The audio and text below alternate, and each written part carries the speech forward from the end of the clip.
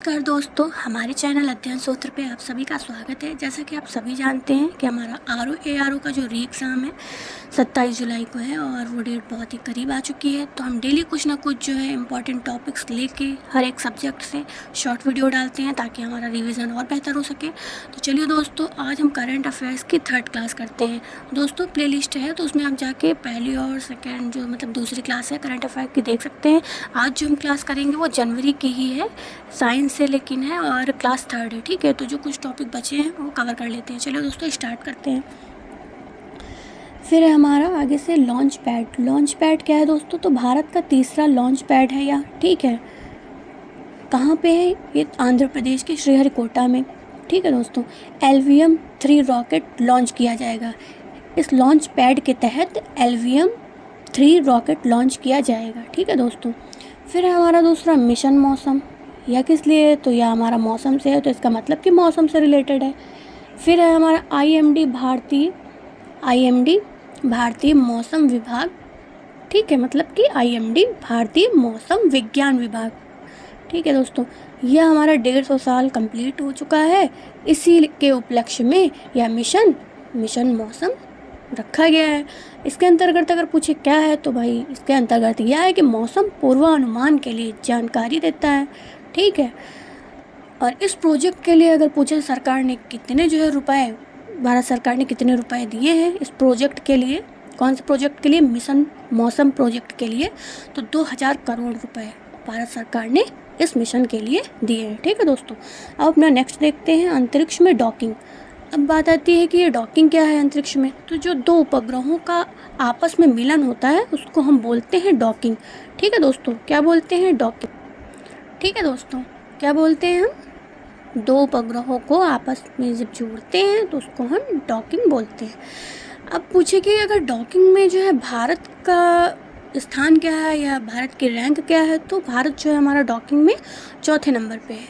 ये अंतरिक्ष से रिलेटेड है डॉकिंग। ठीक है दोस्तों, ध्यान रखिएगा, इसीलिए भारत हमारा 4थे नंबर पे है। तो अगर बात करें कि अन्य 3 देश जो फर्स्ट, सेकेंड, थर्ड रैंक में आते हैं, तो फर्स्ट में है अमेरिका, मोस्टली फर्स्ट ही होता है ना दोस्तों। फिर है रूस और फिर है चीन। ठीक है, अब हम देख लेते हैं अपना दूसरा इम्पॉर्टेंट, तो ये है हमारा point UNCEBD।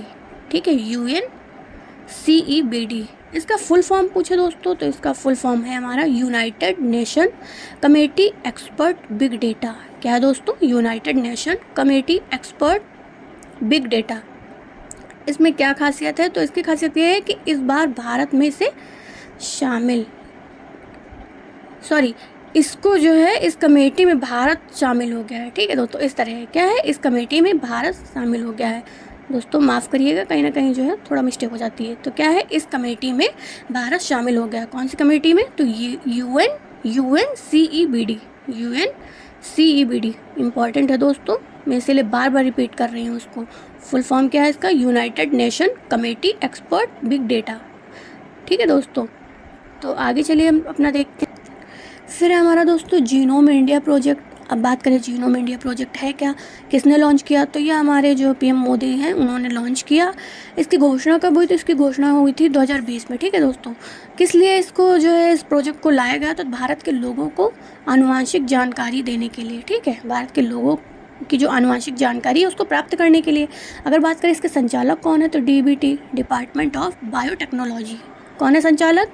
Department of biotechnology. ठीक है दोस्तों, अब हम अपना दूसरा टॉपिक लेते हैं, निसार। निसार मतलब नासा प्लस इसरो। नासा जो है हमारा सैटेलाइट जो स्थान है वो अमेरिका का है और इसरो जो है हमारा भारत से है। तो इन दोनों ने मिलकर एक सैटेलाइट बनाया जो 2 तरह के रडार जिसमें लगे हुए हैं। ठीक है, पहला L बैंड और दूसरा S बैंड। ठीक है, उद्देश्य इसका क्या है? तो उद्देश्य ये है कि पृथ्वी का अध्ययन करना और हर 12 दिन में रिपोर्ट देना।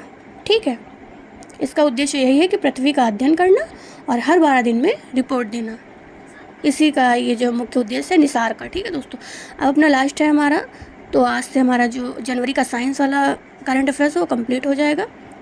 फिर है ये अंतरिक्ष में पौधा। अब इसरो के प्रयास से अंतरिक्ष में पूछा जाए कि कौन सा जो है पौधा लगाया गया, तो लोबिया का पौधा जो है अंतरिक्ष में उगाया गया है। ठीक है दोस्तों, तो चलिए दोस्तों आज के लिए बस इतना ही। कल हम एक नए टॉपिक के साथ मिलते हैं। आप अपने लोग अपनी तैयारी और बेहतर करते रहिए। Best of luck. Thank you.